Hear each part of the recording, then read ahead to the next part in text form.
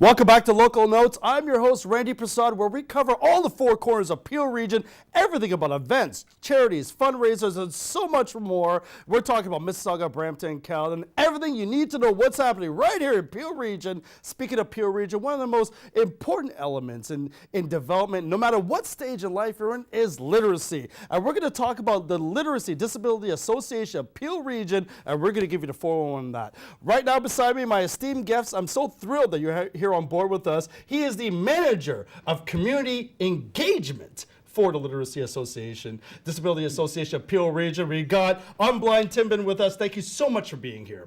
Thank you for having us. Just wanted to mention it's the Learning Disabilities. Absolutely. And you know, we're going to learn a lot on today's show here. You know, we're talking about learning disabilities, and specifically with the Association of Peel Region here. What is the definition of the Learning Disability Association of Peel Region, and how important is this organization to Peel Region and all? That's a wonderful question. Learning disabilities are numerous. People who have learning disabilities actually constitute 1/10 of the population of Peel. Okay. So it's a very important demographic which needs to be reached out to.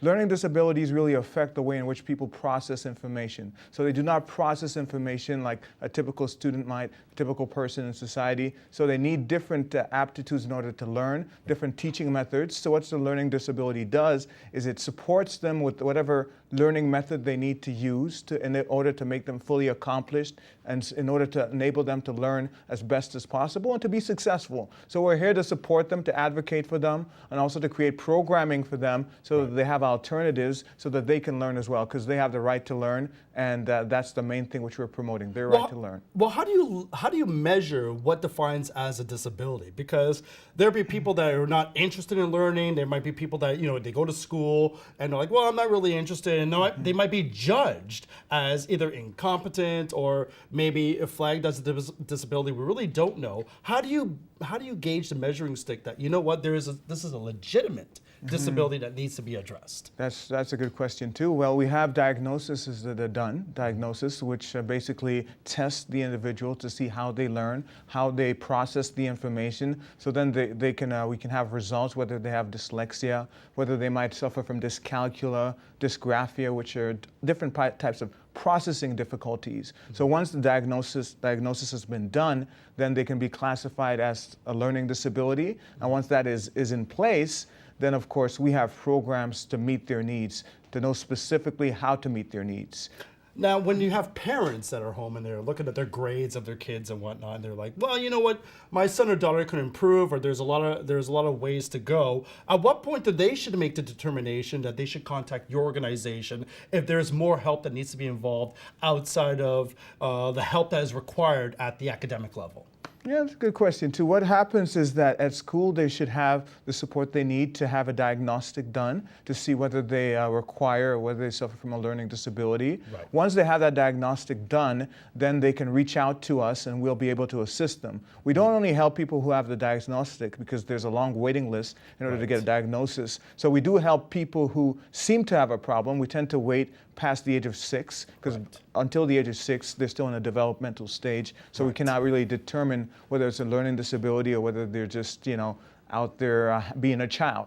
So these are some of the factors we keep in mind, and once we do not need that diagnosis, like I said. Once the parents establish after that age that they're suffering issues, we allow them into our programs, and we also advocate for them and advocate so that they can eventually get that test done to figure that out. We have so many organizations that come on board on our show here at Local Notes, and we talk about in terms of some of the trials and tribulations that organizations go through in terms of funding, in terms of volunteer involvement, and extra resources. From all the successes, I should say, that the Learning Disability Association of Peel Region has engaged in the last little while, what are some of the trials and tribulations or some of the roadblocks that you guys still encounter today that you still have to battle with? Well, it's just awareness. People think learning disabilities are the same as people being backwards, people not as intelligent as others, whereas the proof is in the pudding. The people with learning disabilities are as intelligent as anybody else. As a matter of fact, that's a requirement to be met first. They just process the information differently. So lots of people have some misconceptions of what learning disability is. There's a stigma attached to it. And that stigma generates a fear, which causes them not to want to seek help, which is mandated for them and which is there for them to support them to go through the paces so their children can be, fully accomplished in their learning. Now, there's no discrimination in terms of disability. This affects any walks of life, any age group. Would you say that? Yeah, we have adult learners in our programs as well. So we reach out from 7 to adulthood. Right. We do have tutoring services for adults, programs for adults, youth in transition between school and work or whatever they want to do, college. We also have programs for all age groups. Now, we're talking about we have the Elite Barbecue you guys are going to be kicking off with, and you also have Literacy Day that's coming up in just a few short time from now. Tell us a little bit about what the Family Barbecue is all about. It's not just your regular barbecue, folks. It's not just about hamburgers and hot dogs. It's all for a cause. Let's talk a little bit about the importance of this, and more importantly, what Literacy Day means to your organization. That's great. First of all, Literacy Day, the concept is to have the young people in the programs and out of the programs get engaged into the reading culture, also into the culture of writing as well, and getting avenues so that they can express themselves. So what we do is we have local authors, 4 local authors are going to be coming together, reading from their books, signing autographs, talking about the process of writing, to really get the young people really excited about writing, about learning, about reading. And we're also going to be throwing in book bags for them so that they can leave the Literacy Day with a book bag full of books as well as school supplies to get them going for the Well, let me ask you this, because I've been at fault of this too. I've never been a proponent of reading when I was a kid, and only later in stages of my life, it's like, what, reading is very important. I'm always advocating reading and literacy. But my question is, how do you motivate young kids to be passionate and inspired to read? I think the key element is lived experience, the authors themselves. If they find the authors are interesting people, the subject matter is something which they can relate to, it's in their age range, it's well written, it's written so they can understand it. Not so complex that they can't really understand what's going on. And they can actually have access to it, they'll feel something more accessible. So I think through that, it'll encourage them actually to have some role models, writers' role models, and also to engage them in the process. I'm an absolute fan of what you're doing here. Tell us where we can find the barbecue, where we can find Literacy Day. Give us the details on that. Okay, so I didn't talk that much about the barbecue, but the barbecue is a similar initiative. It's just that we have a corporate challenge. And we also have a challenge for families where we're going to do a bunch of events around learning disabilities, processing difficulties, to see how people are able to resolve those questions and those quizzes so that they can have a little experience of what a learning disability is. And I understand it's going to be on September 7th and 20th, am I correct? Yes, the Literacy Day is September 7th at Knowledge Bookstore, which is 177 Queen Street West in Brampton. Right, and that's from 1 p.m. to 4 p.m. on a Sunday. And the barbecue is September 20th. It's at Derry West Village Public School. Perfect. You know what? We're going to check more info online. Thank you so much for being here with us. And check out Literacy Day and the barbecue, folks. So much more for the Learning Disability Association of Peel Region. Stay with us for more of Local Notes. We're going to be right back. I'm Randy Prasad. Stick around for more. Thank you so much for being here. This is great. Thank you.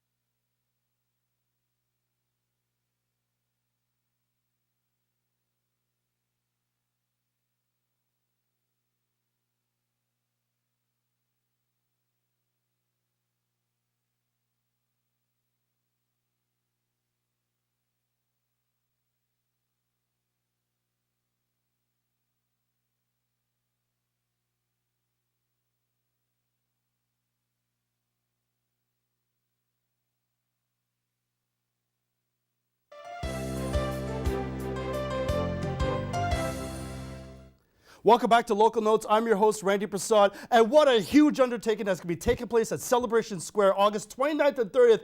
I love this show. It's the Bollywood Monster Mash, and no, we don't need this at Halloween time, but let me tell you this, folks. I got a really amazing guest on board here that's going to talk about something that I've really had a hard time dealing with, and that's laughter. I'm very much an introvert, so I'm really learning how to get out of my shell here. But get a load of this, folks. We're going to be talking about laughter and yoga, and we're gonna actually try to fuse that together. Can you imagine? This will get me to get to that yoga studio because I love to laugh to death here. I've got a really great friend on board with me here. I got a yoga therapist here, Salima, that's gonna be on board August 29th and 30th for the Bollywood Monster Mashup. Tell me, what do I gotta do to bend and laugh at the same time? Oh, Randy, this is exactly designed for you.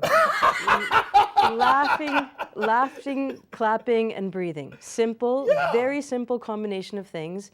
And it really is designed to create an effect in the body.